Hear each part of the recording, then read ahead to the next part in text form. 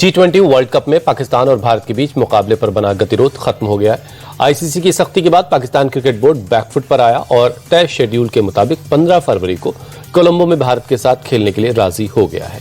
पाकिस्तान के लाहौर में हुई मीटिंग में खेलने पर आखिरी फैसला लिया गया। इस बैठक में आईसीसी के सामने पाकिस्तान और बांग्लादेश ने कई डिमांड्स रखी, जिनमें से कुछ डिमांड मंजूर कर ली गई, जिसके बाद पाकिस्तान यू टर्न लेते हुए भारत के साथ खेलने के लिए राजी हो गया। लाहौर में आईसीसी के साथ पाकिस्तान क्रिकेट बोर्ड और बांग्लादेश क्रिकेट बोर्ड की बैठक में आईसीसी बांग्लादेश को वर्ल्ड कप से बाहर होने पर मुआवजा देने के लिए तैयार हो गया है। बांग्लादेश को अंडर 19 वर्ल्ड कप और महिला क्रिकेट वर्ल्ड कप की मेजबानी बतौर मुआवजा दी जा सकती है। दूसरी तरफ पाकिस्तान ने आईसीसी राजस्व में हिस्सेदारी बढ़ाने की मांग रखी। आईसीसी राजस्व में पाकिस्तान की हिस्सेदारी अभी 6.25% की है। आईसीसी इसे बढ़ाने पर विचार करने के लिए तैयार हो गया है। पूर्व army chief general Manoj Mukund Naravane की अनपब्लिश्ड किताब 4 स्टार्स ऑफ डेस्टिनी के लीक होने पर दिल्ली पुलिस की स्पेशल सेल ने एफआईआर दर्ज की है। किताब को प्रकाशन के लिए जरूरी क्लियरेंस मिलने से पहले इसी नाम से एक टाइप सेट किताब की पीडीएफ कुछ वेबसाइट्स पर मौजूद है। साथ ही कुछ ऑनलाइन मार्केटिंग प्लेटफॉर्म पर किताब का फाइनल कवर भी दिखाया जा रहा है, जिसके बाद दिल्ली पुलिस ने सख्त रुख अपनाते हुए एफआईआर दर्ज करके जांच शुरू कर दी है। पूर्व आर्मी चीफ मनोज मुकुंद नरवणे की अनपब्लिश किताब के लीक होने पर दिल्ली पुलिस की एफआईआर के बाद इसके पब्लिशर पेंगुइन इंडिया ने सफाई दी। ये किताब उनकी तरफ से कहा गया कि ये किताब न तो छापी गई है और न ही इसका डिजिटल फॉर्मेट अब तक जारी हुआ है। पेंगुइन इंडिया के मुताबिक किताब का कोई भी संस्करण, चाहे पूर्ण हो या आंशिक, और किसी भी प्रारूप में जिसमें मुद्रित पीडीएफ या ऑनलाइन प्रतियां शामिल है, कॉपीराइट उल्लंघन माना जाएगा। अनधिकृत रूप से कंटेंट के प्रसार के खिलाफ भी कानूनी कार्रवाई की जाएगी। दिल्ली के पीरागढ़ी में गाड़ी में मिले 3 शवों के मामले में दिल्ली पुलिस ने उत्तर पूर्वी दिल्ली से एक तांत्रिक को हिरासत में लिया है। पुलिस के मुताबिक गाड़ी में मिले तीनों मृतक रणधीर, शिव नरेश और लक्ष्मी रविवार की सुबह इस तांत्रिक से मिले थे। तीनों के शव के पास शराब की बोतल और डिस्पोजल ग्लास मिले। तीनों के शव पर चोट के निशान भी नहीं थे। पुलिस अब तांत्रिक से पूछताछ कर रही है। साथ ही पूरे रूट के सीसीटीवी फुटेज को भी खंगाला जा रहा है।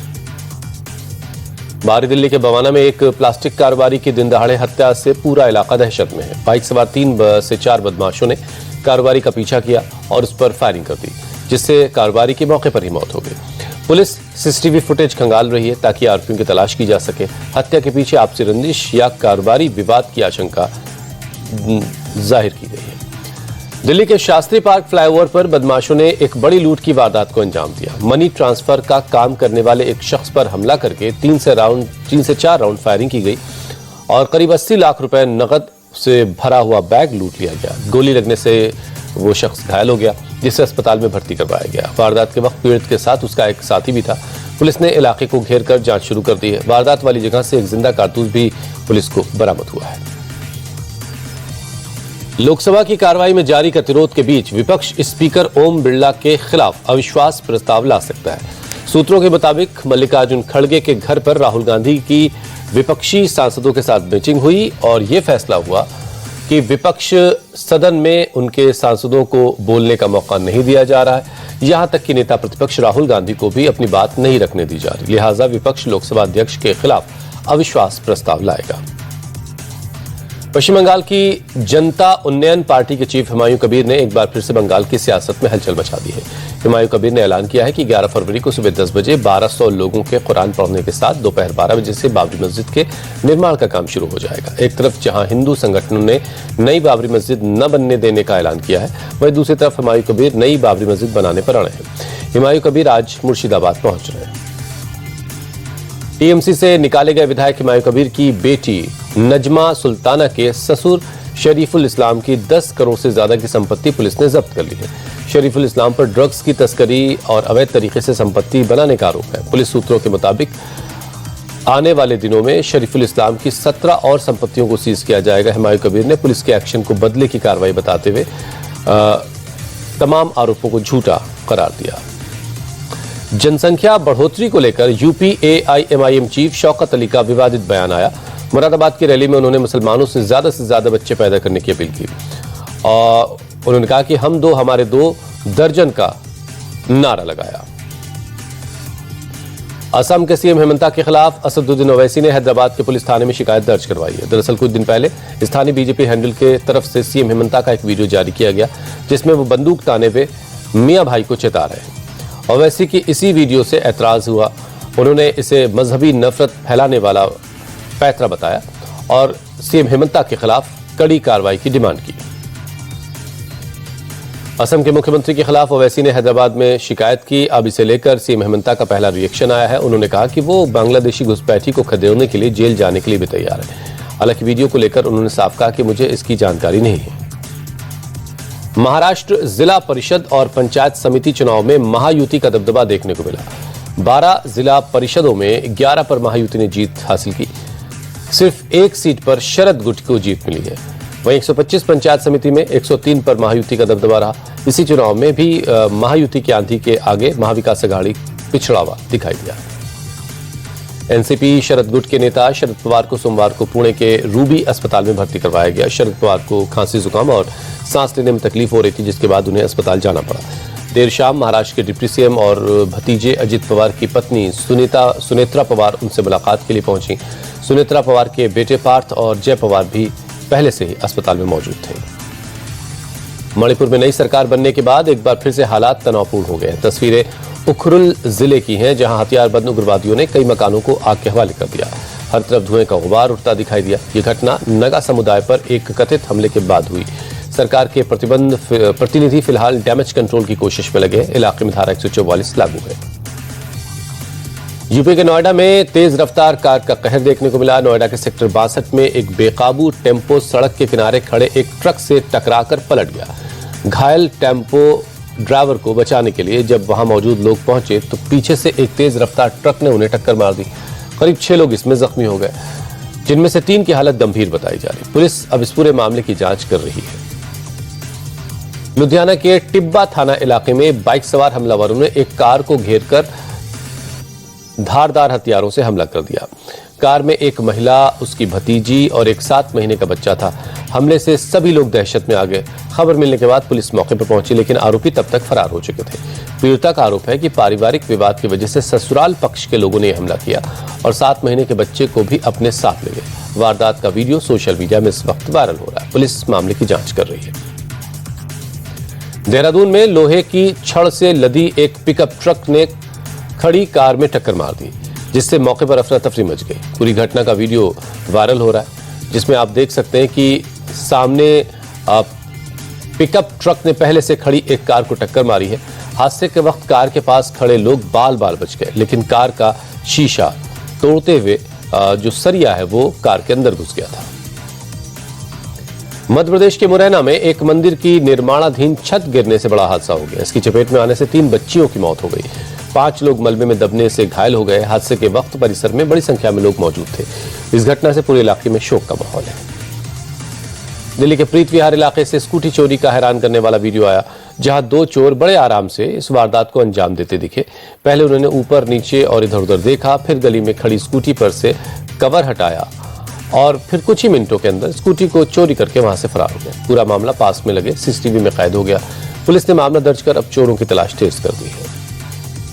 सोनभद्र में गर्लफ्रेंड के साथ मॉल में शॉपिंग कर रहे एक शख्स की उस वक्त शामत आ गई जब वहां उसकी पत्नी पहुंच गई।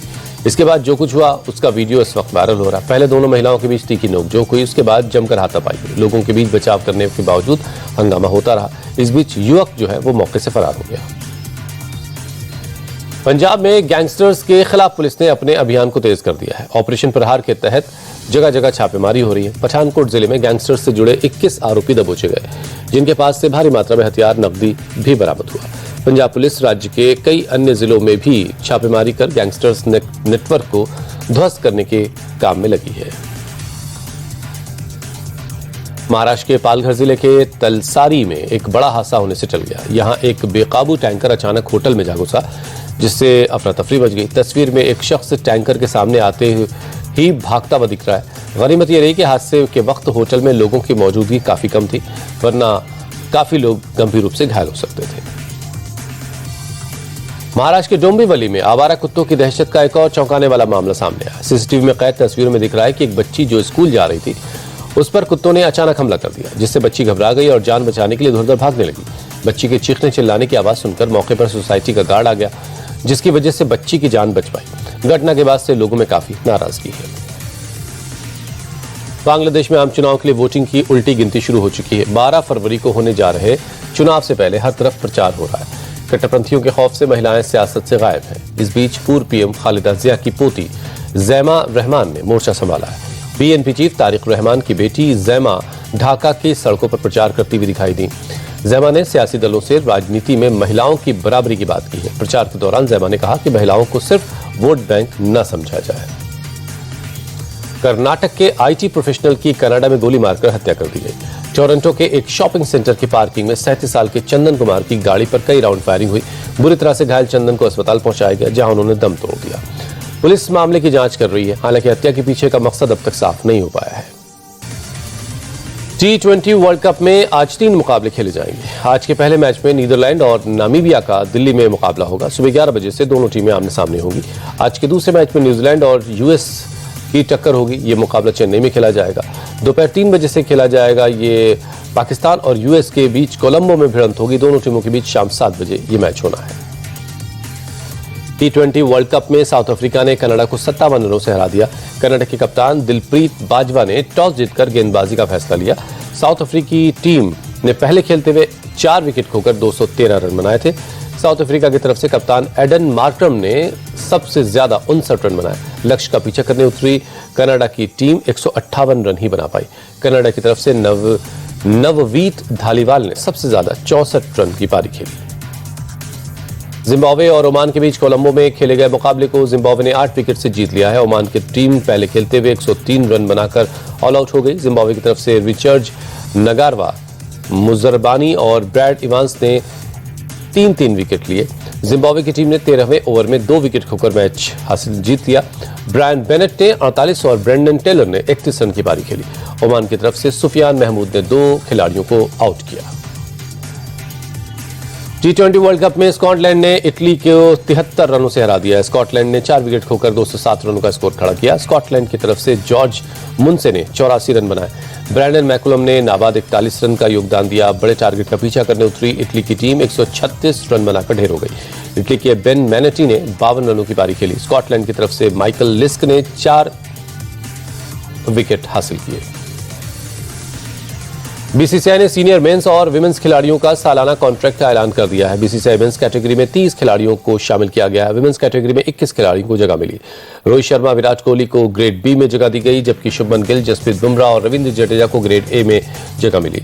विमेंस कैटेगरी में हरमनप्रीत कौर, स्मृति मंधाना, जेमिमा रोड्रिग्स, दीप्ति शर्मा को ग्रेड ए में जगह मिली, जबकि बीसीसीआई ने मेंस कैटेगरी में A+ ग्रेड अब खत्म कर दिया है।